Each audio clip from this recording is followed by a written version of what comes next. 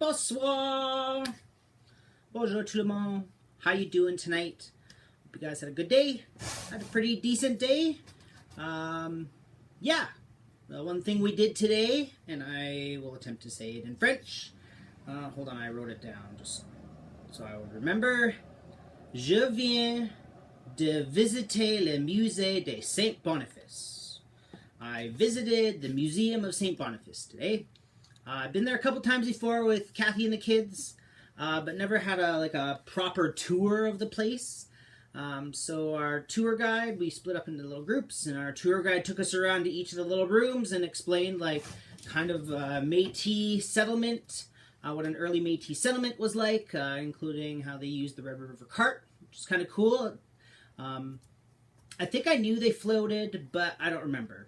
So, if you don't know what a Red River cart is, Google it. It's like the way they got stuff around. And anyways, if you came to a river, you could take the wheels off, you tie them underneath, you float it across, put the wheels back on, and on you go. So, it's a pretty sweet invention. What else did we... Oh yeah, then we saw the inside of a house, kind of like an early farmhouse, the sitting room of a more extravagant house that had the nice fine old-fashioned dining set and that kind of thing. The part that I find really interesting is the history of Manitoba and of Louis Riel, who is the father of Manitoba and just was recognized as Manitoba's first premier just a couple weeks ago or a month ago or so. Maybe a year ago? It was recent anyways. He was officially recognized as Manitoba's first premier. Or maybe it was even prime minister.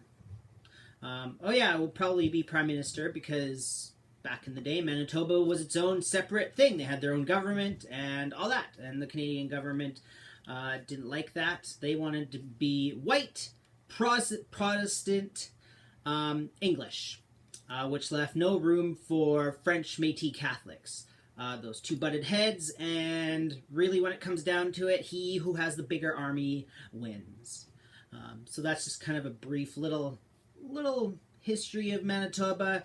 If you want to know more, Google it. You'll be able to read all sorts of things on how Manitoba actually became part of Confederation.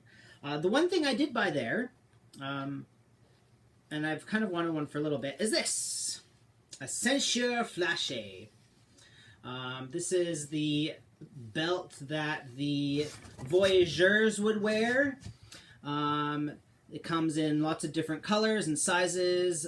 This one is just made out of polyester, but the more expensive ones you can buy in cotton. And it did lots of cool things. You could use it as a scarf when it got wintry. It would also keep the bugs off your face, in the middle of the night. You could wrap it around your head. If you're voyageuring along, you wrap it around your head like this, keeps the bugs off your face. It had kind of a utilitarian purpose. It was a belt. It holds your pants up after, portaging your loads over, 13-kilometer stretch, and your York boat, you got to tighten the belt a little bit. You're using lots of calories or whatever, so it holds your pants up because you don't want to be walking down the trail with 180 pounds on your back and have your pants fall down. Also, too, it acted like, it helped prevent, hernias, right? Because when you are walking down the trail with lots of weight on your back, the potential for back pain or back injury and hernias is a real possibility, so they would cinch this up tight, and that would kind of hold everything in. This is the same reason why, if you watch weightlifting at the Olympics, they wear those belts. It serves exactly the same purpose. It prevents hernias. There's a little game that you could play with this. You put it on the ground, you have two people on it facing opposite directions, and then you try to knock each other off. So yeah, it's kind of a cool little thing.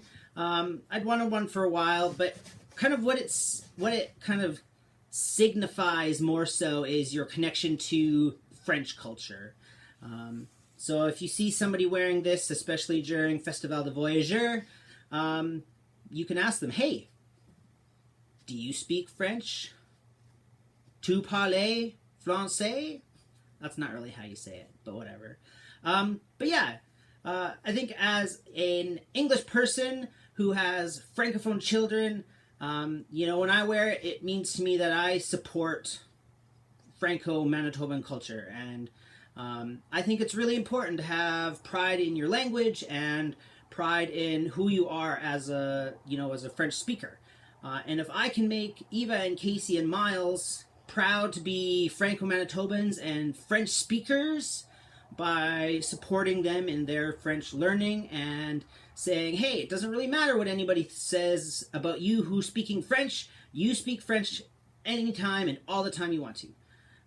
So yeah, that's a little bit about this. Programs coming